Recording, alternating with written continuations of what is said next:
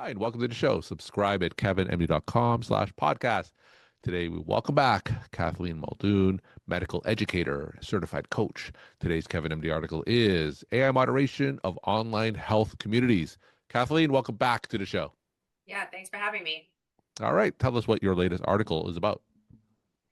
Well, I was writing it from a personal experience that I thought was really important for your clinician audience to know about and to understand. And as you know, I am both a med school professor, a medical educator, and a caregiver of three children, but one of whom who has medical needs, complex medical needs.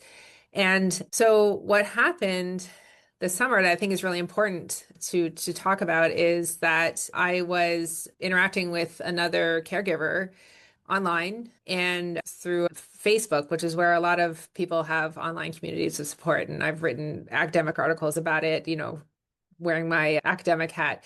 And this woman was navigating a really complex medical decision for her daughter. And I was there providing support, not medical information, not recommendations, but as someone who has walked this journey, which was specifically about placing a gastrostomy tube, which, from the clinician's standpoint, is a pretty standard surgery and it has pretty straightforward outcomes. But for a mom who has been used to feeding her child in a more typical way, it can feel like giving up. It can feel like an unnecessary surgery. And so having my son has a gastrostomy tube and it has been great, but I also struggled with that decision. And so we were interacting with it and I was telling her about some of the thoughts that went through my head and some of the interactions that I had with other parents when I was navigating this decision. And the next day, my Facebook account was disabled. And I was like, what's going on? This is nuts, because I'm a pretty well-known advocate and community support person in our local community. And after much back and forth and several automated messages, it turned out that conversation was taken out of context and labeled as a violation of standards on child. And now, as you know, a layman's term for a gastrostomy tube could be, putting a hole in the anterior abdominal wall into the stomach through which food is given, but putting a hole in your kid's stomach could be taken out of context. And it wasn't like I was advocating as just being something that people do. It was within the context. And so understanding that actually in that moment, there was a lot that was lost to nuance by the AI algorithm that detected that as harmful.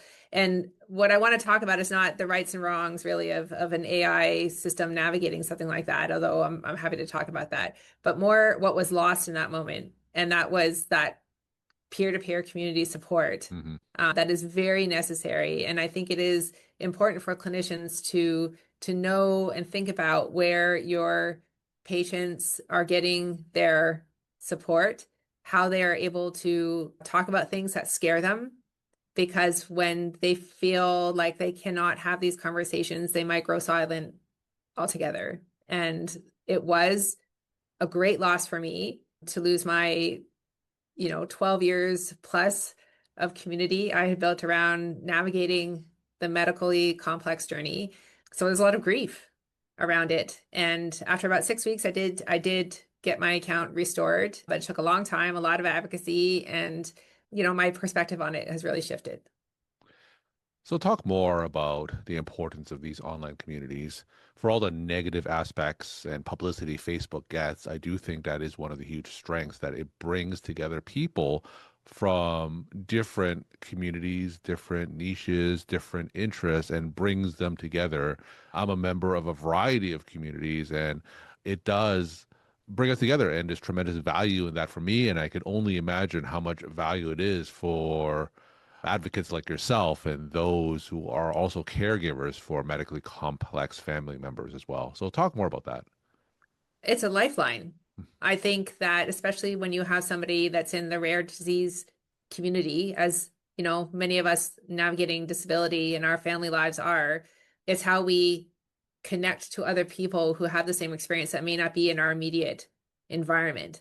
And there's value to both situations, right? Like, I am glad to know people navigating disability from many different perspectives here locally in Phoenix, and I have joined forces with them and moved several community-based support systems forward in that manner. But there's something very particular about somebody who understands your exact situation because of your very niche, Facebook group that you've either created or are a part of, that when I'm awake in the middle of the night, afraid about something, needing to vent, frustrated with alarms that just won't go off, or pain that you can't seem to assuage, or, something that's come unhooked that you don't understand. There is nearly always somebody who is up at some other distant part of the country, or up like you are in the middle of the night and just searching for support, Hmm. or somewhere else that can provide it. And that kind of lifeline, I think, is really important. So it's kind of like 24/7 support, and you can kind of put your frustrations out there in a way that I had always thought, could be received from somebody. Like, that's the value of it, right? I don't have to watch my words. I can honestly say, like, I'm really frustrated right now about this situation, and find somebody who can help you navigate that. There's the aspect of it that it is very tailored to your individual needs. So for example, one of the groups that I was a part of for a while was academic mothers. And then as my journey continued, it was academic mothers of kids with disabilities. Hmm. And then within that, it was, once lockdown started, even a smaller group. And we have become like true friends, even though I've only met very few of them in real life. So there is a connection from that, forming those very, very small niche groups out of the thousands or millions or whatever people who are on Facebook that support it. But one thing I think we need to be aware of is that getting that advice, which is never taken as true medical advice, but just like, this was what happened in our situation. I understand you. This is why we made that decision. Or, I hear the frustration here. Could it be that, like peer-to-peer support? That's really become kind of a quiet part of our public health infrastructure around supporting minoritized communities, especially those that intersect with the healthcare system so much as people with disabilities do. So understanding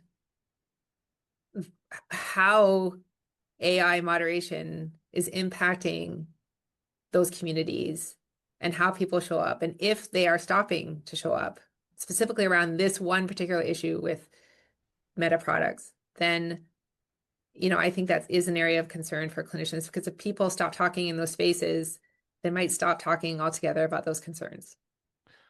Are you hearing other stories where the Meta AI moderator may be silencing some of the discussion because perhaps it's a little bit too stringent in its censoring process?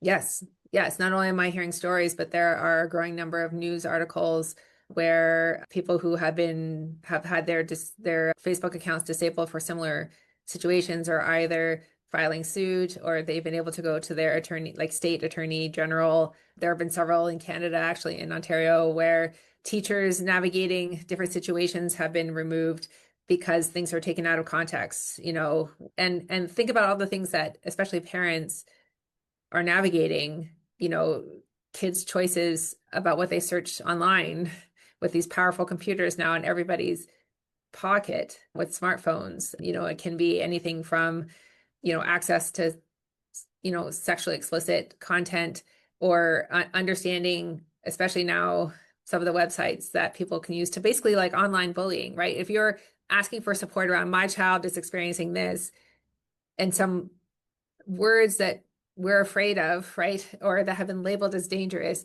are taken without nuance, without context, and considered to be in violation of standards, when actually that person was trying to get support Mm. around an issue. So applying that to medical situations, and somebody who might say, I don't want to put a hole in my kid's stomach, and all that's picked up is put a hole in kid's stomach. Hmm.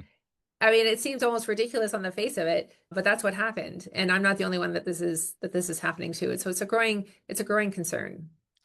It sounds like from Meta's perspective, anything that could be tangentially related to child abuse, they're just going to err on the side of taking it out and risking the false positive just because of all the legal risks that they can incur if they don't do that, right? You think that with the advancements of large language models and AI, they should be able to suss out some of the nuance that's required in these patient support groups. I look forward to that day. We're certainly not there right now, in combination with the fact that human review is gone away. I am certain, and this is actually what happened because I have a friend of a friend who had a high school friend who is a mid-level employee at Meta, and they were able to look at my case and understand, okay, no, this is not what it has been deemed that it is.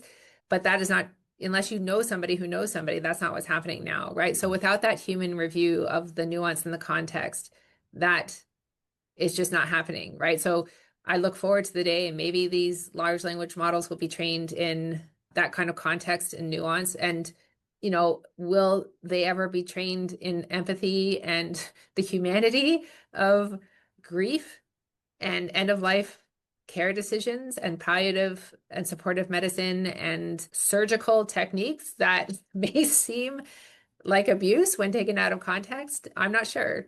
I'm not sure. But as of right now, that's not happening. So it sounds like if you didn't know someone specifically at Meta, there is a distinct possibility that you still wouldn't have your account. Yeah, and I know people in that situation, and I think this is why people are going to media outlets and to complain about that loss, because for many of us who came to Facebook, I don't know, 10, 15, 20 years ago even, right? It became almost like a scrapbook, right? Mhm. A place where you keep images, they show you memories every day. There are fun things about that, in addition to the fact that it is these like really online communities of support. And so those have just been lost for many people. Do you have any advice for those members of these online communities? Should they be careful about what they say? Anything that could be potentially misconstrued, should they just simply not say it? Well, what kind of advice do you have for these members to avoid situations like this? I mean, that's so hard, right? Because I wouldn't want to censor somebody's language when they are navigating a lot of grief and uncertainty and medically complex decisions. And for me, it seems like it's hard to predict what would be picked up as a violation of the community standards. And so I would say, knowing that there are these AI algorithms that are monitoring these systems, just be aware that that's what's happening. And I would also suggest that, and I know this is hard, that there are other places really to have those online communities of support. Some people do it through WhatsApp groups. Sometimes people do it, I have started doing some writing on Substack, and that's, a community that's formed a little bit differently. And so, there are other areas, but everyone's on Facebook. So at least people of our age, the younger folks, maybe not so much. But I think for parents and people who are navigating these transitions through life, that's where they are. So the other thing I would recommend is that, and I think clinicians should know this as well, is that every state has a parent training and information center, which is especially for families navigating disability and medical complexity, is a resource center that supports training, peer-to-peer networking, and support in your state. Hmm. And it's from birth to 26 years of age across all disability. And so there are local communities, and oftentimes, and I'm a parent leader for our local PTI here in Circle Families in Arizona, and we connect through text, through WhatsApp. We have local meetups, and so it's also important to know that those are also available to parents. We're talking to Kathleen Muldoon, medical educator and coach. Today's Kevin MD article is AI moderation of online health communities. Kathleen, let's end with take-home messages they want to leave with the Kevin MD audience. I think for clinicians, it's really important to know where your patients are getting their community support. This is a larger part of their care and navigation of healthcare systems than maybe you realize. And so just checking in with them to make sure you know where they're getting support, if they're able to ask questions, do they have somebody local or aware of groups? And that doesn't mean getting in there and moderating them and being part of those groups, but just being aware of what those communities are and how a loss of that community may affect your patient. Kathleen, thank you so much for sharing your story time and insight. Thanks again for coming back on the show. I really appreciate it. Thank you so much.